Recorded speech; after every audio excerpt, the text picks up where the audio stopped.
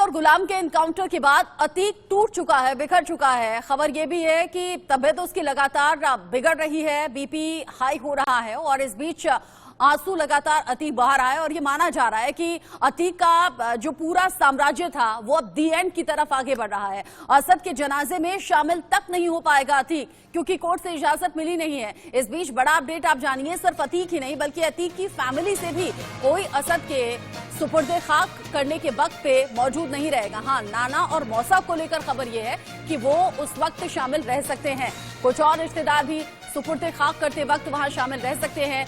अब मां यानी कि शाइस्ता परवीन को लेकर अपडेट ये मिल रहा है कि हो सकता है कि सरेंडर कर दे। हालांकि कल ही असद के इनकाउंटर के बाद से ये खबर लगातार सामने आ रही थी कि असद की मां यानी कि अतीक अहमद की पत्नी किसी भी वक्त सरेंडर कर सकती है, लेकिन अब तक सरेंडर किया नहीं है। खबरें लगातार बढ़ रही हैं, शाइस्ता पर इनाम भी घोषित है पहले से। इस बीच सरेंडर कब करने वाली है, इसको लेकर इंडिया न्यूज आगे भी पल पल का अपडेट आप तक पहुंचाएगा। लेकिन खबर यह भी कि अतीक की जो बहन है आयशा नूरी, उस पर भी पुलिस अब पैनी नजर बनाए हुए है, क्योंकि आयशा और बेटी दोनों ही फरार चल रही हैं। अतीक का एक बेटा अली जो कि नैनी जेल में बंद है, जिससे कि अतीक ने मिलने की रिक्वेस्ट की थी। दूसरा बेटा उमर जो कि लखनऊ जेल में बंद है।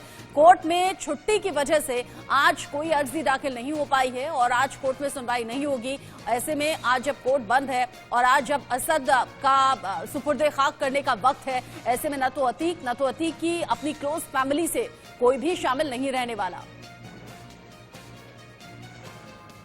असद की कब्र खुदी, अतीक अहमद की लड़के असद की। कैसे कब्र खुद रही है, कब से आप लोग खोद रहे हैं, कितनी देर हो गया, कितना समय लगेगा, कितनी देर कर रहे हैं? सुबह 5:30 बजे से आए हैं, कब्र खोद रहे हैं। अभी टाइम लगेगा, इसमें 4 से 5 घंटा भी टाइम और लगेगा। कितनी बड़ी कब्र है? कब्र है 6.5 फीट लंबान, 8 फीट गहरान है, 2.5 फीट चौड़ान है। अच्छा, कब की कब्र खोदने का काम कर रहे हैं, कितने की कब्र है उनके परिवार में? उनके दादा की भी कब्र है, दादी की? हाँ, दादा की कब्र हमने खोदा, उनकी दादी की कब्र हमारे वालिद साहब खोदे हैं। हमारे सर में जितना बाल न होगा उससे ज्यादा मुर्दा हम दफन कर सकते हैं।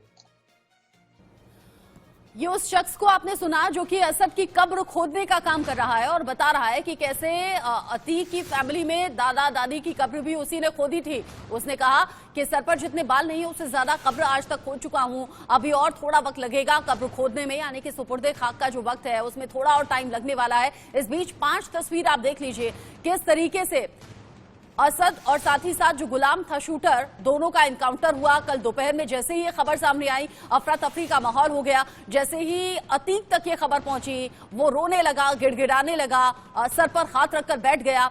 एक बार फिर से उसका बीबी जो था वो एबनॉर्मल हो गया, तबियत बिगड़ने लगी। अतीक ने यह भी माना कि मेरे बेटे के साथ जो कुछ हुआ है उसके लिए सिर्फ और सिर्फ मैं जिम्मेदार हूं। लेकिन आज चूंकि कोर्ट बंद है, कोर्ट में कोई अर्जी दाखिल होगी नहीं और कोर्ट की तरफ से इजाजत मिली नहीं है, आखिरी वक्त पर भी यानी कि अपने बेटे असद को आखिरी वक्त पर भी उसके शव को देख तक नहीं पाएगा अतीक, और यही उसके लिए सबसे बड़ा मलाल है, सबसे बड़ा अफसोस है। अतीक ये भी जानता है कि जो उसने बोया है वही उसके बेटे ने काटने का काम किया है, यानी कि जैसा आप कर्म करेंगे वही आपके सामने आएगा, और वही अतीक के सामने इस वक्त आ भी रहा है। अतीक के वकील निसार ने कहा है कि असद के जनाजे के लिए अतीक को इजाजत नहीं मिली, मतलब आखिरी बार भी वो अपने बेटे को देख नहीं पाएगा। अहमद के वकील निसार अहमद, निसार साहब भाई साहब हमसे बात कर लीजिए, फिर आप फारिग हो जाइएगा। ये बताइए, अभी आपकी मुलाकात हुई अतीक अहमद? नहीं, अभी कोई मुलाकात नहीं हुई। बहुत सारे सवाल हैं, आप जवाब बेहतर दे पाओगे। अतीक अहमद के बेटे का एनकाउंटर हो गया, उनको जानकारी हुई है इस बात? जी हाँ, मालूम है। तो उनका रिएक्शन क्या था? वो मिलना चाहते हैं, जाना चाहते थे देखने के लिए सुपुर्दे खाक? नहीं, हाँ, जाना चाहते तो ही है, लेकिन अब प्रशासन जाने दे तब की बात है। कोर्ट में क्या एप्लीकेशन कोई डालेंगे, कुछ ऐसा करेंगे क्या? तो उनकी कब्र तक बात? आज कोर्ट बंद है भाई। नहीं, उसके बाद क्या कब्र तक जाने के लिए कोई एप्लीकेशन या इस तरह? देखिए, हमारे अधिवक्ता लगे हुए हैं, जैसे भी हमारे साथ के वो लगे हुए हैं, देखें क्या होता है, क्या काम होता है, उसके बाद फिर। बॉडी कौन क्लेम करने जाएगा असद की? असद के नाना और उनके मौसा। अच्छा, आपकी अभी आप जा रहे हैं अंदर दोबारा बात करने के लिए? कोशिश कर रहे हैं, जाने देंगे तो चले जाएंगे। अभी आप पूछेंगे उनसे खाना या बाकी चीजों के बारे में? पूछना जरूरी है भाई, हम एडवोकेट हैं उनके, तो हम लोगों को ध्यान दो। एटीएस भी आ रही है पूछताछ करने के लिए, ये हो रहा है कि एटीएस रिमांड? वो पूछताछ करे, उससे हम लोगों से क्या मतलब है? रिमांड अपोज करोगे क्या एटीएस के आप लोग? नहीं, रिमांड जो कुछ करना है हमें कोर्ट में करना है, यहाँ कुछ नहीं करना। हमारे साथ ये निसार अहमद थे, ये वकील हैं अतीक अहमद के, और अब ये अंदर जाएंगे मिलने के लिए। इन्होंने बताया कि उनके नाना जो सब इंस्पेक्टर हैं पुलिस में, वहाँ से वो जाएंगे लेने के लिए। सब इंस्पेक्टर रहे हैं पुलिस में, रिटायर हो चुके हैं, वो जाएंगे लेने असद के शरीर को और यहाँ पर लाकर से सुपुर्द खाक किया जाएगा। हालांकि अतीक अहमद चाहते हैं कि वो जाएं वहाँ पर, लेकिन अभी फिलहाल 4 दिन की पुलिस कस्टडी रिमांड है। आज कोर्ट बंद है, वो एप्लीकेशन भी नहीं मूव कर सकते कोर्ट में कि उन्हें स्पेशल परमिशन मिल जाए सुपुर्द खाक में शामिल होने के लिए। कैमरामैन गौरव के साथ अभिषेक सिंह, इंडिया न्यूज, प्रयागराज। आपने सुना इंडिया न्यूज की टीम जो लगातार ग्राउंड जीरो पर मौजूद है। अतीक के वकील से बात करते हुए वकील ने बताया कि प्रशासन ने इजाजत नहीं दी है, अतीक आखिरी बार भी अपने बेटे को देख नहीं पाएगा। अतीक ने जो अपनी पूरी जिंदगी किया है वही वो अब भुगत रहा है, इस तौर पर कि उसके बेटे की हत्या कर दी गई है, एनकाउंटर में मारा गया क्योंकि पुलिस पर फायर करने का काम उसने किया था और उसके जो बाकी परिवार वाले हैं उनके लिए भी उल्टी गिनती शुरू हो चुकी है। इस बीच बड़ा अपडेट माफिया अशरफ से जुड़ी है। इस वक्त की बड़ी अपडेट आप जानिए। जेल के अंदर से अशरफ शूटर्स के संपर्क में था, इस बात के भी सबूत मिले हैं। फेस टाइम ऐप के जरिए शूटर्स के संपर्क में लगातार अशरफ था।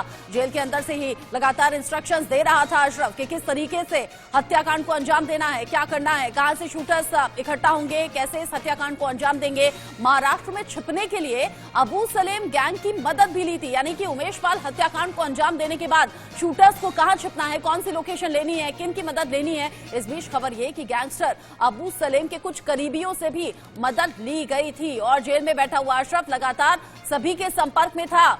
इस बीच एक और बड़ा अपडेट, यूपी पुलिस के सूत्रों से यह बड़ी खबर, असद को दिल्ली में छिपाने की कोशिश भी की गई थी और एक बड़े नेता का नाम इसमें सामने आ रहा है। एक बड़े नेता ने असद को छिपाने की कोशिश की थी, असद को बचाने के लिए हर पॉसिबल कोशिश यहां करने की बात सामने आ रही है। शाइस्ता ने असद के लिए पैसों का इंतजाम किया था क्योंकि बार बार लोकेशन बदलना, यहां से वहां भागना, इसके लिए पैसों का इस्तेमाल होना था। पैसों का इस्तेमाल जो होना था उसके लिए अरेंजमेंट शाइस्ता के जरिए किया गया था। वो तस्वीरें लगातार टीवी स्क्रीन पर आप देख रहे हैं जो कल एनकाउंटर के वक्त सामने आई थी और एनकाउंटर के बाद से आज वक्त आ चुका है सुपुर्दे खाक करने का। लेकिन आप समझिए, अतीक ने जो जिंदगी भर बोया, जो दूसरों के घर उजाड़े, उसका आज खमियाजा इस तरीके से भुगत रहा है कि अपने बेटे के ही सुपुर्दे खाक में शामिल नहीं हो पाएगा। मनीष श्रीवास्तव हमारे साथ झांसी से जुड़े हुए हैं जहां पर यह एनकाउंटर हुआ, अभिषेक हमारे साथ प्रयागराज से जुड़े हुए हैं, रवि हमारे साथ लखनऊ से हैं। जिस तरीके से अब तक की खबरें आ रही हैं, मैं सबसे पहले झांसी का रुख करूंगी क्योंकि जहां पर एनकाउंटर हुआ था, लेकिन ऐसे कई हजारों केसेस हैं, हजारों परिवार हैं जिनसे प्रभावित नजर आते हैं अतीक की गुंडागर्दी से, माफिया अतीक की प्रताड़ना से। ऐसे में जब ये एनकाउंटर हुआ, आसपास के लोगों ने किस तरीके से रिएक्शन दिए थे?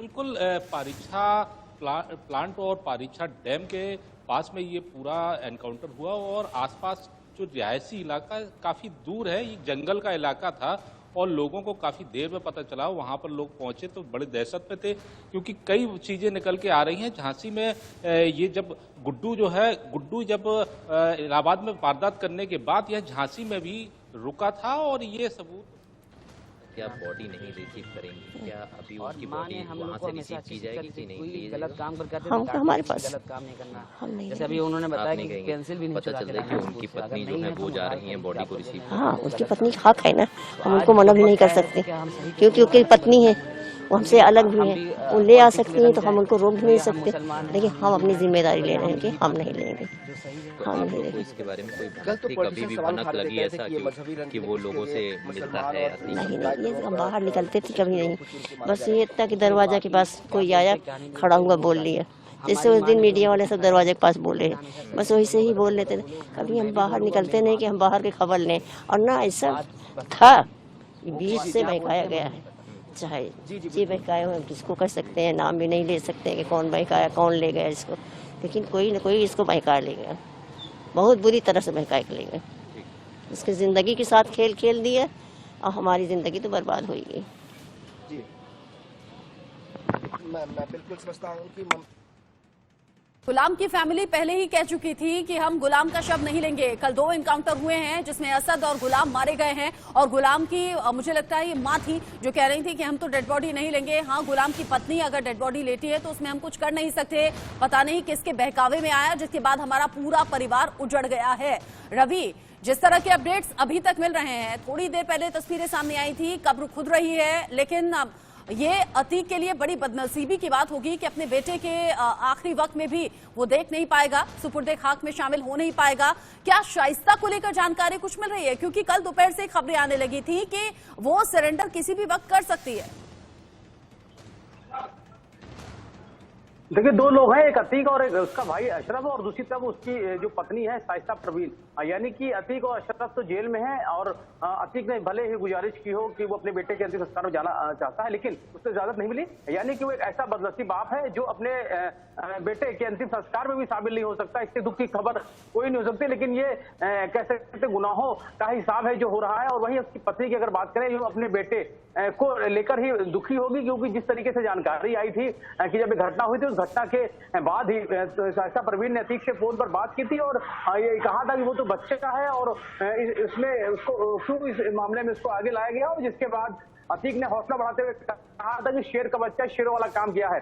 अब ये वही शेर का बच्चा अब इसमें ढेर किया जा चुका है। और सबसे बड़ी बात यह है कि शाइस्ता परवीन जिस पे इनाम भी घोषित है और वो लगातार फरार है। ऐसे में सबसे बड़ा सवाल ये है कि भले ही वो दुखी होगी, लेकिन ऐसे में सबसे बड़ा सवाल ये है कि अगर वो अंतिम संस्कार में शामिल होने आती है तो पुलिस की नजर उस पर रहेगी, और ऐसे में वो अपने आप को रोक भी नहीं सकती। अब देखना होगा कि क्या अंतिम संस्कार जब होता है सुपुर्दे खाक का, तो क्या असद को क्योंकि जो कब्र खोदने वाला शख्स था वो कह रहा था कि अभी थोड़ा वक्त और लगेगा, यानी कि सुपुर्दे खाक की जो प्रक्रिया है उसमें भी थोड़ा और वक्त लगना है। ऐसे में इंतजार किया जा सकता है कि हो सकता है, क्योंकि माँ का कलेजा अपने बेटे के लिए किस तरीके से पिघलेगा, क्या वो सरेंडर करेगा या करेगी या फिर नहीं, इसको लेकर निगाहें हमारी रहेंगी।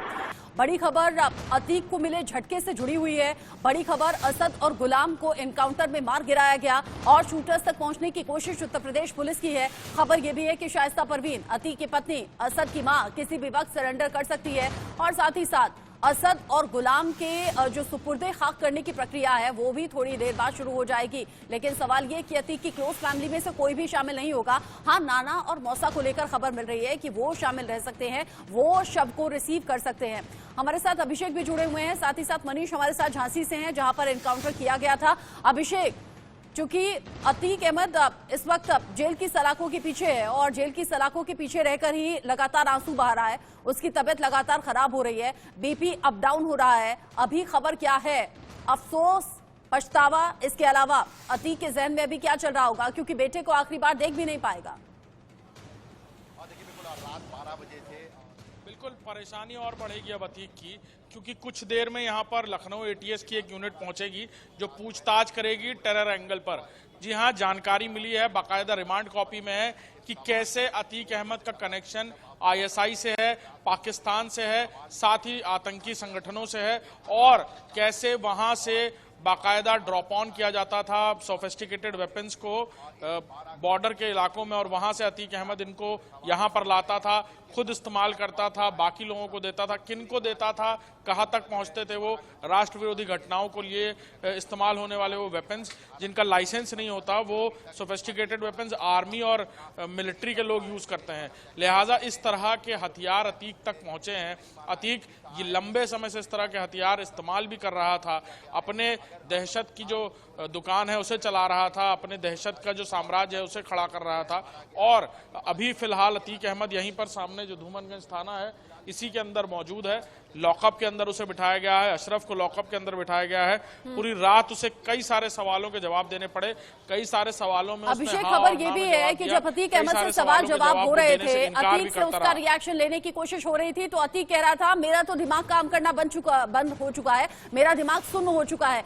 क्या यही बहुत बड़ी वजह है कि अतीक अहमद ने स्वीकारा है कि हाँ, उमेश पाल के हत्याकांड की साजिश मैंने ही रची थी और जानबूझकर दिन का वक्त चुना गया था ताकि लोगों में दहशत पैदा हो सके, और यही वो सेंसिटिव वक्त है जब एटीएस की टीम भी सवालों के जवाब लेगी। इस सुन्न दिमाग से बहुत सी जानकारियां निकालेगा अतीक। बिल्कुल, बहुत अहम बात यह है कि जब कल अतीक को कोर्ट रूम में ये बताया गया कि असद का एनकाउंटर हो गया, गुलाम का एनकाउंटर हो गया, उसके बाद से ही अतीक की जो मेंटल स्टेट है वो बदहवासी की हो गई थी। हमने तस्वीरों में भी देखा कि कैसे वो बदहवास होकर वहां से निकल रहा था। और एक बहुत अहम बात, इस तरह की साइकोलॉजिकल स्टेट में अतीक से पूछताछ की जा रही है, इसीलिए रात भर पूछताछ की गई। अभी कुछ देर में एटीएस की यूनिट यहां पर पहुंचेगी, वो पूछताछ करेगी। अतीक अहमद कई सारी बातों के जवाब दे रहा है, सही सही बता रहा है। कई सारी बार उसने ये भी बताया कि हाँ, उसने कैसे असद को भी बढ़ावा दिया, अपने बाकी बेटों को भी बढ़ावा दिया, और उसकी गलती है कि आज उसे ये झेलना पड़ रहा है। अगर उस वक्त वो क्राइम की दुनिया में खुद ना उतरता और अपने बेटों को उंगली पकड़कर उसी दुनिया में चलना ना सिखाता, तो आज ये दिन उसे देखना लेकिन इस एहसास के लिए कई साल उसने लगा दिए, कई साल इस एहसास को करने में लगा दिए कि जो किया वो गलत किया, और गलत करने का जो अंजाम होता है वो भी गलत होता है, जो खुद के बेटे के साथ अब हो गया है। और अतीक आखिरी बार भी अपने बेटे को देख नहीं पाएगा। रवि भी हमारे साथ है, चूंकि अब जब से असद और गुलाम का एनकाउंटर हुआ है उसके बाद से ही जो बाकी फरार आरोपी हैं उनमें दहशत पैदा हो गई है, और खबर यह है कि अब किसी भी वक्त वो सरेंडर करने की तैयारी में है, क्योंकि डर है कि अगर सरेंडर नहीं किया तो मारे जाएंगे। रवि, खबर क्या है? और बिल्कुल जाहिर है जिस तरीके से असद का गुलाम का एनकाउंटर हुआ है, उसके अलावा जो बाकी के 3 शूटर अभी फरार है, उसके अलावा साइस्ता परवीन या बाकी के जो लोग इस पूरे मामले में कहीं ना कहीं जुड़े हुए हैं, उन्हें पहुंचाने में जिस भी तरह से उनकी पुलिस की जांच में वो भी सब शामिल है, और उनको भी एनकाउंटर का डर सता रहा होगा। सबसे बड़ी समस्या इस समय साइस्ता परवीन की है कि वो सरेंडर करती है तो पकड़ी जाएगी, अपने बेटे के अंतिम संस्कार में शामिल नहीं होती है तो उसे जीवन भर यह दुख सताएगा कि उसने अंतिम विदाई भी नहीं पाई। तो ऐसे में सबसे बड़ा सवाल यह है कि साइस्ता परवीन क्या सरेंडर करती है, और क्योंकि जब आज के दिन सुपुर्द खाक होगा असद का, और क्या उसको लेकर जहां पे पुलिस की पूरी पैनी नजर बनी होगी, वहीं परवीन का क्या रुख रहता है इस पूरे समय को लेकर, क्योंकि उसके लिए बहुत बड़ी चिंता की बात है, क्योंकि फरार है वो, और पुलिस क्योंकि पुलिस की तलाश में है वो, और उस पर इनाम भी घोषित है। ऐसे में क्या वो सरेंडर करती है, पुलिस की में आती है, क्या वो भी सवालों के जवाब देगी? जिस तरीके से अतीक से अशरफ से पूछताछ हो रही है, क्योंकि पुलिस गिरफ्तार करती है तो जाहिर है उससे भी पूछताछ होगी, क्योंकि जिस तरीके से उस पर भी शूटरों को पकड़ने का, पूरी घटना क्रम में साथ देने का, पूरी साजिश रचने का ये पूरा उसका इन्वॉल्वमेंट है, इसको भी लेकर सवाल जवाब है उससे हमने, तो उसके लिए बड़ी चिंता की बात ही है। उसके अलावा जो बाकी के, और अभी मुझे याद है जो रोजाना न्यूज को लेकर मीटिंग होती है ITV नेटवर्क में, उस मीटिंग में भी लखनऊ की टीम ने पहले ही अंदेशा जता दिया था कि बहुत जल्द उमेश बाल हत्याकांड में कुछ बड़ा होने वाला है। जब पूछा गया संपादक के जरिए कि क्या बड़ा होने वाला है, तो कहा गया था कि कोई बड़ा इनकाउंटर होने वाला है, ऐसा सूत्रों के वाले से खबर है। और कल जैसे ही इनकाउंटर की खबर आई, मुझे ये मालूम हुआ कि लखनऊ की टीम ने जो अनुमान लगाया था, जो सोर्सेज के वाले से खबर थी, वो सच निकली, और ये इनकाउंटर की संख्या अभी और बढ़ भी सकती है, क्योंकि लगातार जो बाकी आरोपी हैं वो फरार हैं।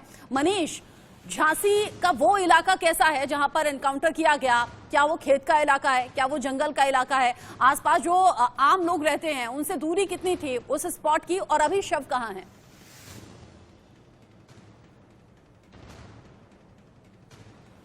बिल्कुल, ये पारीछा डैम का इलाका है और चिरगांव थाना क्षेत्र ये पूरा इलाका आता है, और ये national highway Kanpur Jhansi national highway पे ये डैम बना हुआ है। लेकिन ये डैम की दूरी जो है वो 1.5 से 2 किलोमीटर की है, तो उस बीच में ये कच्चा रास्ता जाता है। ये जंगल का एक रास्ता है, झाड़ियां हैं वहाँ पे, और एक पक्का रास्ता भी है। लेकिन वो दूसरे रास्ते पर ये जो एनकाउंटर हुआ कच्चे रास्ते पर हुआ, जहाँ पर पूरा एक जंगल है और बगल से एक कैनाल गई हुई है।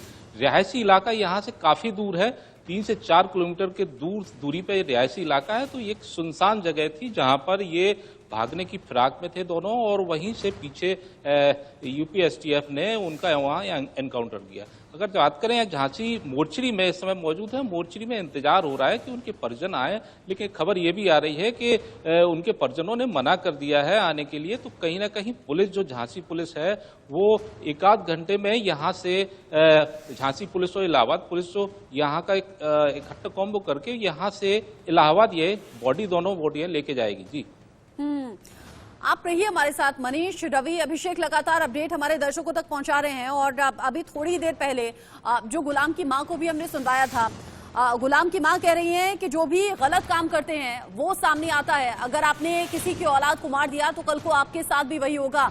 साथ ही वो कह रही हैं यूपी STF की टीम ने जो किया वो गलत बिल्कुल नहीं था, वो बिल्कुल ठीक किया है, क्योंकि गुलाम की मां ने, गुलाम के भाई ने शव तक लेने से इनकार कर दिया है। यही हाल होता है अगर आप क्राइम की दुनिया में जाते हैं, तो फिर परिवार भी पीछे से पूछता नहीं है। और यही नौबत अतीक के सामने आ गई है कि बेटे को अंतिम बार देख नहीं पा रहा है।